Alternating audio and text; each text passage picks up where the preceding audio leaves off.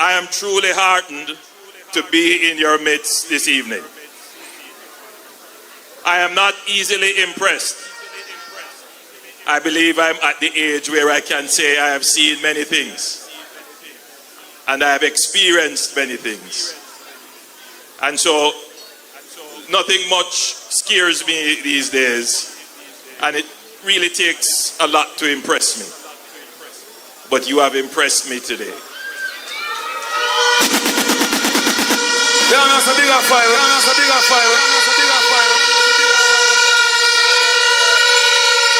First, let me compliment you on how beautiful you all look. Let me compliment you on your energy, your attentiveness, and your genuine interest in the business of your nation. You could have been elsewhere, but you chose to be here, and that says a lot. In this election, let us vote for the Jamaica Labour Party. Forgive me if I am businesslike tonight, but I do have some sympathy for you because you have been standing on your feet for quite some time. And I want to get through the messages very quickly. Allow me also to commend your Member of Parliament, Action Hand, and the Member of Parliament for Western Portland, Action Man.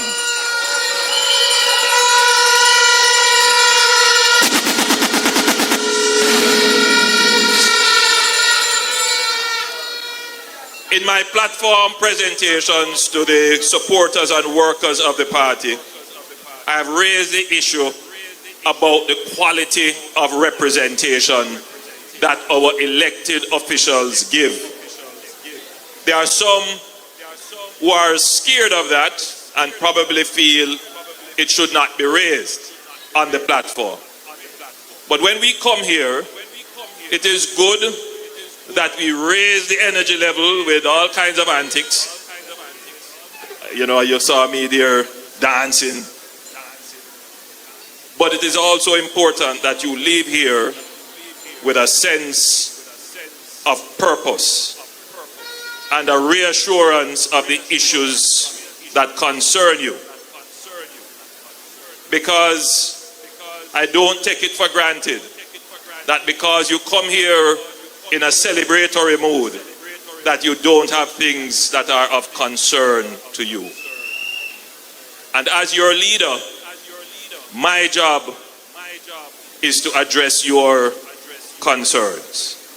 And when we did our survey, we didn't do any poll. We did a very detailed research as to what are some of the issues affecting you, the people who support the political process. And what came out clearly is the need for stronger and better representation. So before we face the electorate in a general election, we are going to ensure that everyone who carries the party's banner in a constituency is meeting a high standard of representation for the people. And that representation is not just about being able to go into your pocket and say, hey. That is a part of it, because in this audience would be persons who would have asked for things and would not have received it. And that leads to a high level of frustration. But there are more people here who are not asking for things. They are not involved in the politics of gimme, gimme, or spoils. What they want to see are important things, such as improvement in the infrastructure of their community, road, water, employment, security, dealing with Pradia Lasny, improving wages, and what they want to hear from their representatives are constructive responses. And sometimes the greatest problem is that there is no response. Even if you can't give it, even if you can't deliver it, but at least you must have a plan. At least you must be able to articulate it. And at least you must be able to go amongst the people, hear their complaints and frustration, take their cussing sometimes, and deal with the issues that face them. At the end of the day, people are reasonable in the main. And if you deal with them reasonably, they will deal with you reasonably. And that is the government that I lead. And that is what I expect of everyone who is on this platform. To treat the people with the respect that they deserve, with the patience that they deserve, with the love and care that they deserve. The Jamaica Labour Party is about building a caring society. And I want to repeat that. The history of our country at its start was brutal to us. It didn't show us any care. And as we have gone through from slavery to emancipation to pre-independence, decolonization to independence, it has been a long struggle for all of us. A brutal struggle to the point where some of us don't believe that government can make a difference in our lives in a real way. And as the first post-independence leader of the country, I wrestle with that notion that resides in the back of your mind, that government can and will make a difference in your life. And that's what my struggle is, to prove to you that the government, whichever government, but government can make a difference in your life. And the first step to that is to ensure that the people who you elect represent you.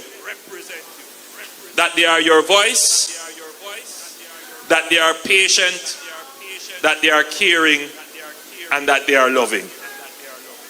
So, I'm so happy to see you all here. But I do know that behind all of that, there lies the concern. And it is important that it is addressed. Because if it is not addressed, you leave yourself open to be exploited by persons who will promise you a pie in the sky. They will exploit small grievances and turn your mind away from good government. And that is what is happening. Positive news doesn't sell.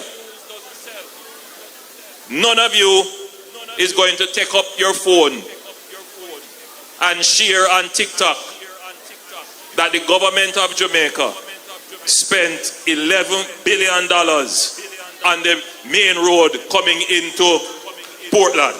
No, nobody. You're not going to hear that. That don't make headline.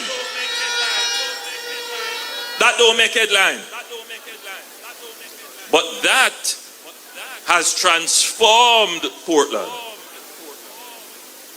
You don't hear about what we have started with the Boundbrook Urban Center, which is again going to transform Portland.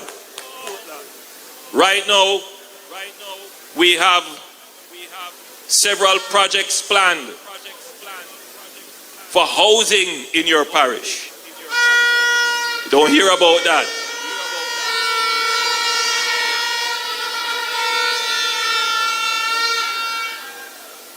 You don't hear about the new bypass that we plan to build, which we have already started to acquire land. That is going to be over 50 million US dollars. It's a bypass, but it is also a development road. It is going to open up a whole heap of lands that we can build low income, achievable, and affordable housing for the people of Portland.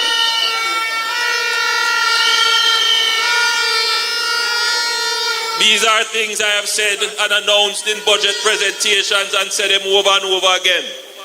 But if you look at what makes its way virally to your phones and to your ears and to your eyes, is some foolishness. 90% of which is not true.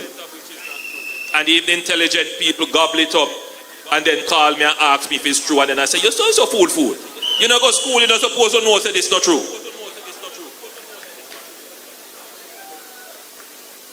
It tells me we have a problem with ignorance in the society. People not paying attention to the good things that are happening, numerous good things. But tonight I'm here to also give you a taste of what the future is going to be for your parish and for you personally. This parish is long held as the most beautiful parish in Jamaica. And I have to be careful of what I talk because you have...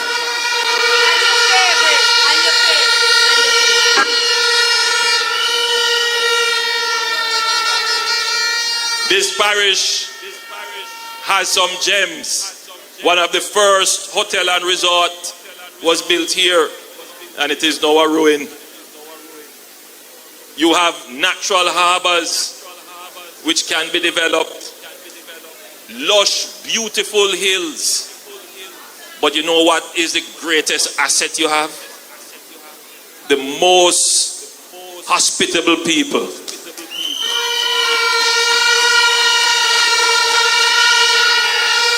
Friendly, peaceful, warm, welcoming. This is still the place where tourists come and walk around freely. All over. What you have here is an invaluable asset which we must develop, but with great care. We cannot allow the potential for tourism in this area to be developed without it being, first of all, community-based, meaning that you get direct benefit from tourism, not just work in a hotel or in a resort, but people must be able to come to your home and stay in one of your bedrooms. We want to develop the tourism so that it is not overcrowded and crowd you out. We want to develop the tourism so that it is sustainable, meaning it is not using up more resources than how the resources can renew themselves, or using up resources that deprive you of their use. So we have put in place, my friends, a plan to develop this parish into what